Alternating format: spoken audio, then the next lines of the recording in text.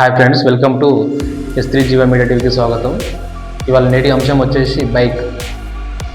యువతకు బైక్ అంటే ఎంత పిచ్చి అయిపోయిందంటే అసలు బైక్ లేకపోతే అసలు ఏదో అయిపోయిందన్న ఫీలింగ్లో అయిపోయారు. పక్కోడు బైక్ కొనుక్కుండు అనేసి ఇంట్లో ఇబ్బంది పెట్టేసి బైక్ కొనంత అయిపోయింది. ఒకటే మనం బైక్ కొనాలి ఆలోచన వచ్చిందంటే బైక్ ప్రైస్ మెయిన్. ఒక 2 lakhs ఉందనుకో, 2 lakhs ఒక మధ్యతరగతి వ్యక్తి 2 lakhs సంపాదించాలంటే ఎన్ని మంత్స్ అవుతుంది, ఎన్ని ఇయర్స్ అవుతుంది? ఈఎంఐ పెట్టింది ఈఎంఐ కదా, ఈఎంఐలో తీసుకుంటే ఈఎంఐ కూడా ఉంటుంది. ఇప్పుడు నీ ప్రజెంట్ మీ ఫాదర్కి ఒక 30,000 శాలరీ అనుకో, అతనికి ఆల్రెడీ వేరే లోన్ ఉంటుంది, ఇంటి బిల్లు ఉంటుంది, రెంట్ కట్టాలి, వాటర్ బిల్లు, సేవింగ్స్, చిట్టీలు, బయట అప్పులు, ఇవన్నీ మనం మైండ్లో పెట్టుకోవాలి. First main important. ఏదో మా ఫ్రెండ్ కొన్నాడు, బండి కొన్నాడు, డాడీ నాకు బండి కావాలి, నాకు మమ్మీ మనం అట్లా కాకుండా నీకు బండి నీడుందా, నీకు బండి నీడుందా ఫస్ట్ ఆలోచించుకోవాలి. బండి తీసుకొని నువ్వేం చేస్తావు? మళ్ళీ బండి నువ్వు కొనుక్కున్నావు అనుకో, మళ్ళీ ఇంట్లో అడగాలి, అమ్మ డీజిల్కి పెట్రోల్కి అమౌంట్ అడగాలి. ఆ అమౌంట్ వల్ల వాళ్ళ నీకు ఇవ్వాలి, నీకు ఈఎంఐ వాళ్ళే కట్టాలి.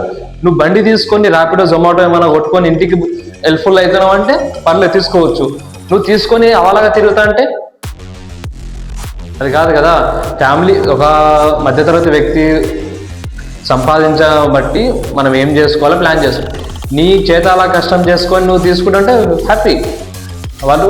అప్పుడు నువ్వు తీసుకొని మనము రైడర్ లాగా నేను స్పీడ్ పోతా, మా వాడు 120లో నేను 150లో పోతా అని అట్లా ఛాలెంజ్ పెట్టుకోకు. అట్లా ఛాలెంజ్ పెట్టకుంటే మా వాడు చాలా ఎదిగిండు, నేను ఎదుగుతా.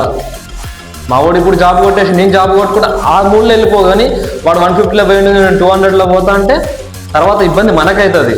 నువ్వు ఇప్పుడు ఒకవేళ ఎగ్జాంపుల్ బండి మీద నువ్వు పడ్డావనుకో, నీ ఒక్కరికి ప్రాబ్లం కాకుండా నీ ఫ్యామిలీకి ఇబ్బంది. అక్కడ నువ్వు ఎంతైతే సేవింగ్ చేసుకున్నావో అదంతా ఒకటేసారి మెడికల్ వెళ్ళిపోతుంది. నీకు ఇన్సూరెన్స్ ఉండి ఉండకపో సెకండరీ అది. నీకు ఒక్కసారి నువ్వు బైక్ యాక్సిడెంట్ అయ్యి హాస్పిటల్లో వచ్చి అడ్మిట్ అయినావనుకో, కంపల్సరీ ఫైనాన్షియల్గా నువ్వు ఇబ్బంది పడతావు.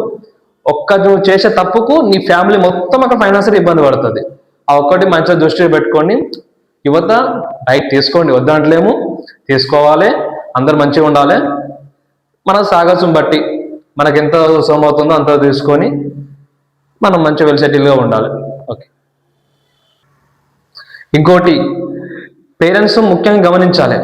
పిల్లలకు మనం బండి ఇస్తున్నామంటే వాళ్ళు హ్యాండిల్ చేయగలుగుతారా, లేదంటే ఇప్పుడు వాళ్ళు బండి తీసుకొని చిన్న పిల్లలకు మెయిన్ మనం బండి వేయడం మానుకోవాలి. మెయిన్ మీరు తిట్టుకున్నా పర్లేదు, కామెంట్లో మీరు ఎంత తిట్టుకున్నా పర్లేదు, కానీ చిన్న పిల్లలకు మనం బండి ఇవ్వద్దు. ఇప్పుడు వాళ్ళు బండి తీసుకొని పోయి ఓడు బళ్ళు సిటీలలో ఎట్లా ఉందంటే, పేరెంట్ బండి ఇచ్చిననుకో ఒక్కడు రాడు ఒక బండి మీద. మేము గల్లీలో రోజు చూస్తున్నాం అంటే ఒక్కొక్క బండి మీద 3 లేదా 4, కంపల్సరీ 3, 4. వాళ్ళకి ఎందుకంత? అదొకటి ఆలోచించాలి. బండి మనం ఎందుకు అసలు పిల్లలకు మనం బండి ఇచ్చడం అవాయిడ్ చేసేయాలి. మనకి బండి నేర్పదంటలేము, బండి ఇచ్చుడు అవాయిడ్ చేసినాం అనుకో, పిల్లలు జర మనకు సేఫ్ సైడ్లో ఉంటారు, మన చెప్పు చేతుల్లో ఉంటారు.